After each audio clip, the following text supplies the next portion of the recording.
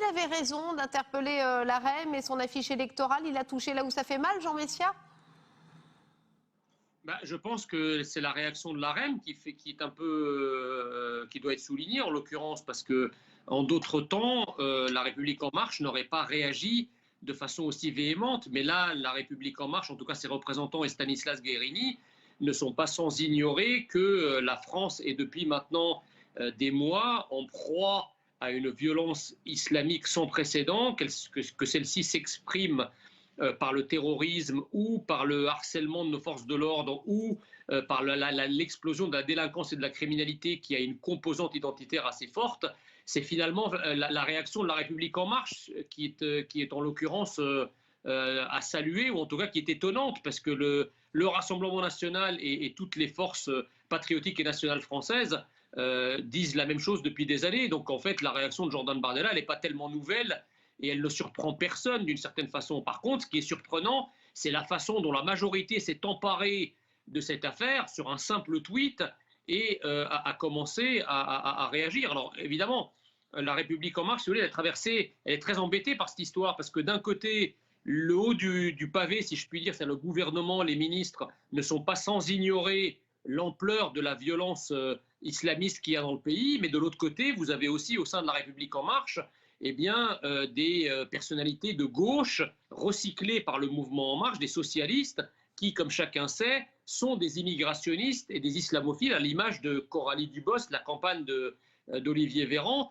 qui s'est fendue d'un tweet de soutien à cette candidate voilée sur l'affiche. Donc en fait, cette candidate voilée sur une affiche, elle pose beaucoup plus de problèmes à la République En Marche, en réalité, qu'elle n'en pose au camp national. Amateurisme généralisé de ce gouvernement, on retweet après quelqu'un qui, je rappelle quand même, est d'extrême droite. Je veux bien qu'on ait droitisé les esprits, mais de là à retweeter ce que le Front National, car j'appelle ça un front, ça reste un front très militarisé dans l'esprit, hein, je ne parle pas évidemment dans les faits, un front de parti.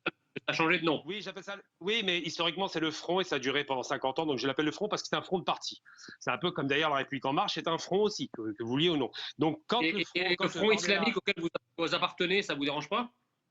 J'appartiens à un Front islamique. Je crois, monsieur, en fait, l'analyse qui est faite là, elle est erronée d'une manière assez simple. C'est que en France, il n'y a pas d'extrême droite. La seule extrême droite qu'il y a en France, effectivement, la montée en puissance du totalitarisme islamiste qui menace nos libertés, qui égorge, qui tue, qui provoque la terreur dans notre pays. Voilà l'extrême droite. Alors, je veux bien que vous inventiez une extrême droite fantasmagorique qui rappelle effectivement un nazisme fantasmatique.